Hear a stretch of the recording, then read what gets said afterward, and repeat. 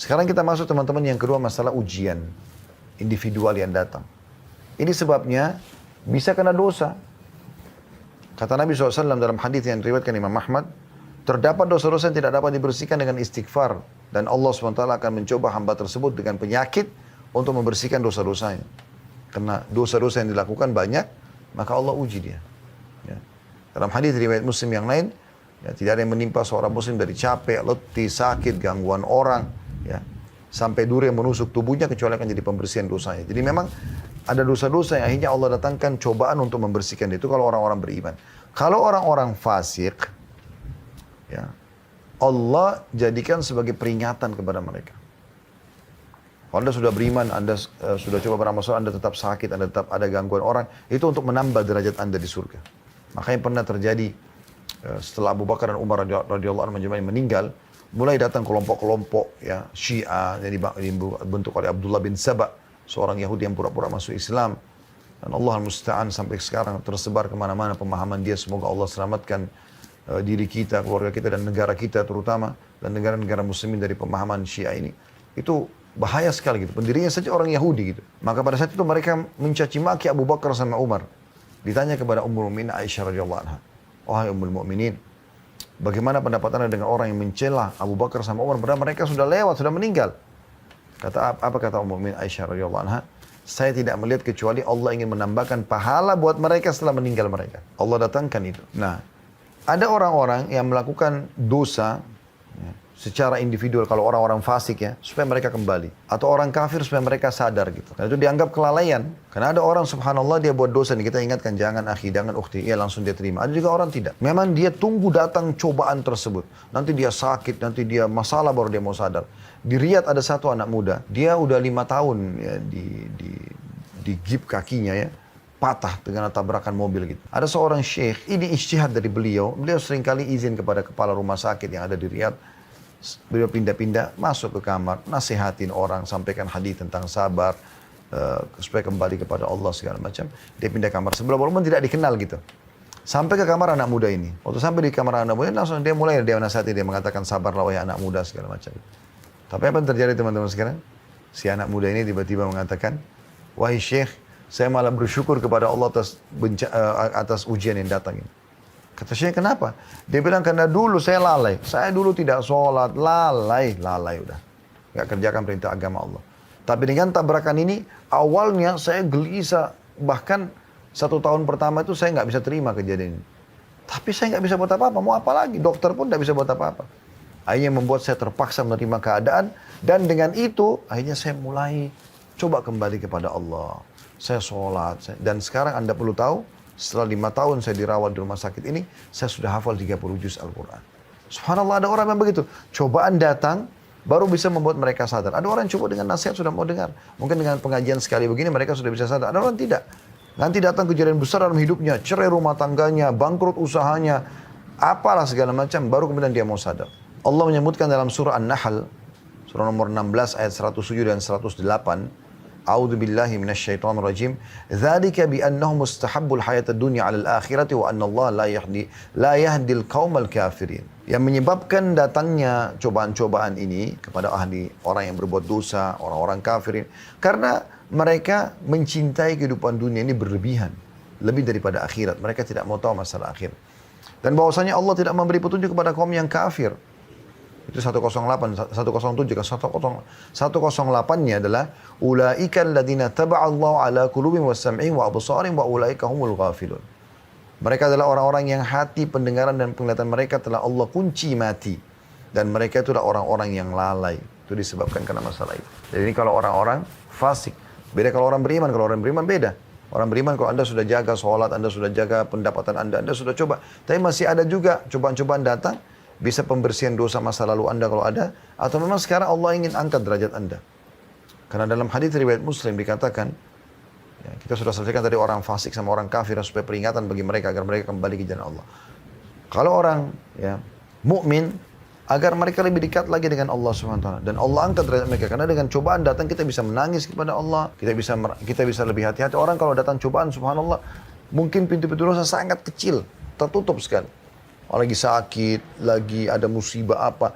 Diajak dosa kita nggak mau. Karena dosa itu umumnya orang lakukan di masa dia lalai gitu ya. Kata Nabi SAW, kalau Allah mencintai seorang hamba, Allah akan uji dia. Maksudnya orang beriman. Ujiannya datang kepada dia untuk membersihkan dosa masa lalu atau memang untuk mengangkat derajat dia. Mungkin ada derajat di surga. Dia nggak bisa dapatkan kecuali 100 tahun sholat malam, 100 tahun puasa, 100 tahun baca Quran. Tapi umur dia cuma 60 tahun. Allah ingin dia sampai ke sana. Bagaimana Allah kasih dia penyakit 10 tahun? Ya, dia harus selalu minum obat dan berobat misalnya. Dalam hadis riwayat Ahmad kata Nabi SAW, bila Allah mencintai seorang hamba, ya, karena imannya, maka Allah akan mengujinya. Karena ujian ini akan memangkas hidup seorang mukmin di atas ketaatan. Maksudnya dari kemaksiatan, dia akan terus di atas ketaatan. Karena kalau ada musibah, kayak orang lumpuh, orang sakit, dia orang beriman, dia akan lebih fokus beribadah, tambah tertutup pintu kemaksiatan. Jadi dia memangkas hidupnya, umurnya, agar selalu ada dalam ketaatan. Jadi tidak ada kemaksiatan lagi. Ada ayat Al-Quran yang perlu kita renungi teman-teman. Sekarang kita tadaburi, yaitu surah Al-Ankabut ya. Saya harap teman-teman buka di aplikasi Al-Qurannya ini, surah nomor 29 ayat 1 sampai ayat 7. Jadi ini sekaligus menjawab ayat ini tentunya selain dari bahasan kita. Orang-orang yang berpikir, kenapa orang berbuat dosa masih aja dikasih rezeki sama Allah ya? Allah jelaskan, perhatikan baik-baik. Ayat 1 sampai ayat 7. A'udzubillahi minasyaitonirrajim, surah Al-Ankabut, surah nomor 29. Alif Lam Mim, ahasiban nasu yutraku an yaqulu amanna hum la yuftanun.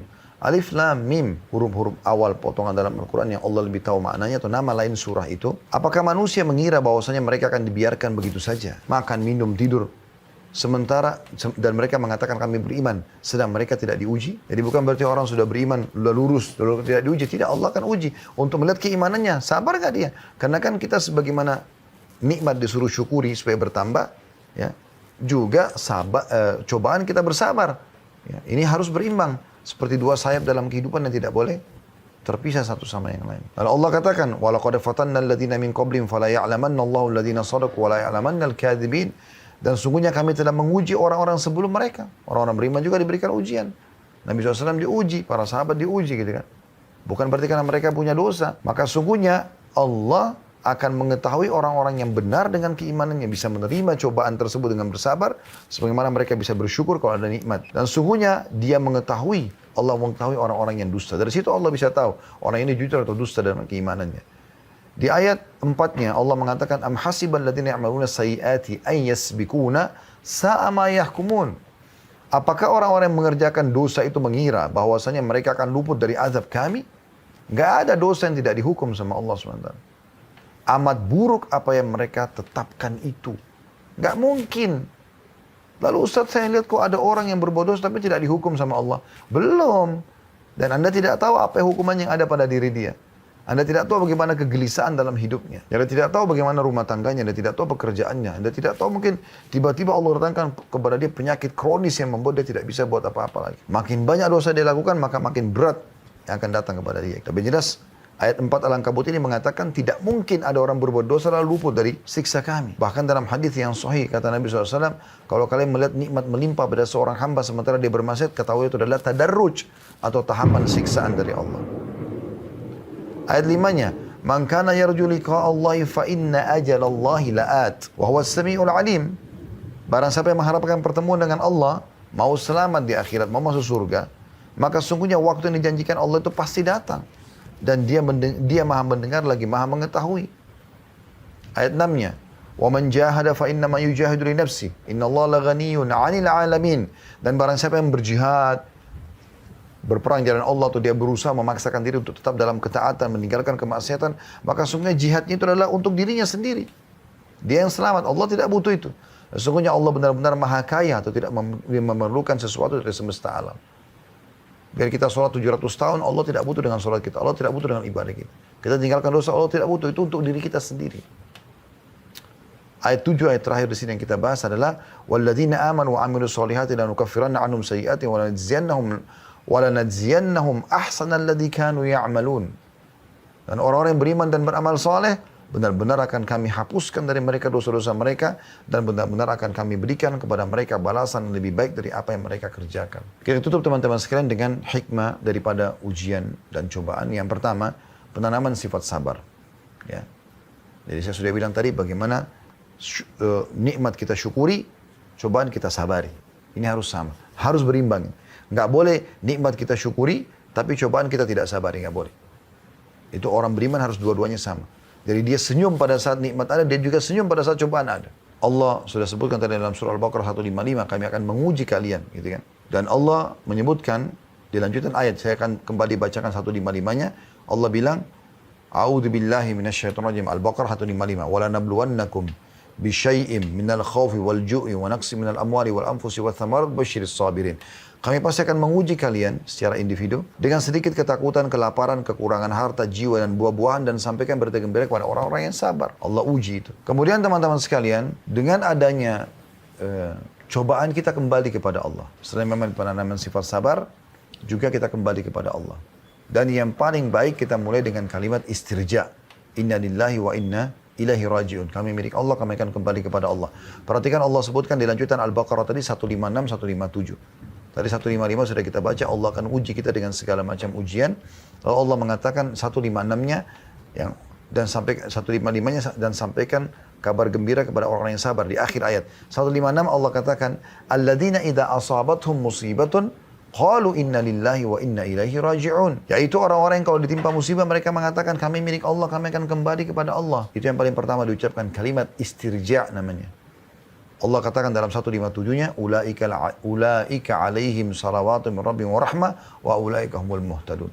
Mereka lah orang-orang yang mendapatkan keberkahan yang sempurna dan rahmat dari Tuhan mereka, dan mereka itulah orang-orang yang mendapatkan petunjuk. Dalam sebuah hadis yang sahih kata Nabi SAW, tidaklah seorang hamba ditimpa musibah lalu mengucapkan inna lillahi wa inna ilaihi raji'un. Ya Allah kami milik inna lillahi wa inna ilaihi raji'un, kami milik Allah, kami akan kembali kepada Allah. Lalu ditambah lagi doa Allahumma ajurni. Lalu ditambah dengan doa Allahumma ajurni fi musibati wa akhlif li khairan minha. Ya Allah berikanlah aku pahala ya pada cobaan ini ya, musibah ini, dan gantikan aku yang lebih baik darinya. Kata Nabi SAW, maka Allah akan ganti masalahnya menjadi kesenangan. Jadi itu yang kedua. Jadi kita menerima takdir Allah Subhanahu wa taala. Yang ketiga, munculnya sifat solidaritas. Dengan adanya bencana yang terjadi, gempa segala macam, muncullah solidaritas. Jadi yang tidak kena maka membantu saudaranya, kesempatan mendapatkan pahala. Gitu kan? Dan kata Nabi SAW, khairun nas anfa'u lin nas. Sebaik-baik muslim ya, itu adalah yang paling bermanfaat bagi orang lain gitu. Dan kata Nabi SAW, barang siapa tidak peduli dengan perkara muslimin maka bukan dari golongan mereka. Gitu kan? Kemudian selanjutnya, yang keempat adalah iman akan takdiran hari kiamat. Dengan adanya musibah cobaan seperti ini, baik individual ataupun ya sifatnya bencana yang besar, maka ini mengingatkan kita tentang ada takdir, ada yang sesuatu yang Allah tentukan yang tidak bisa dibantah, dan juga ada hari kiamat yang akan kita dibangkitkan nanti. Sebagaimana kita lihat dahsyatnya bencana-bencana ini, juga kita akan bisa lihat bencana yang besar nanti. Bagaimana manusia tidak sadar dengan ini, teman-teman? Sekarang kalau Anda di lokasi Jakarta, saya lihat di sekitar kantor kami, hujan lebat. Dan dari tadi saya mau keluar, subhanallah, guntur yang besar. Tadi sambil saya jadikan bahan muhasabah, teman-teman sekalian. Kalau di wilayah Anda kebetulan yang ikut acara ini tidak hujan, mungkin satu waktu Anda bisa lihat. Atau mungkin Anda pernah lihat bagaimana hujan yang deras, suara guntur, petir.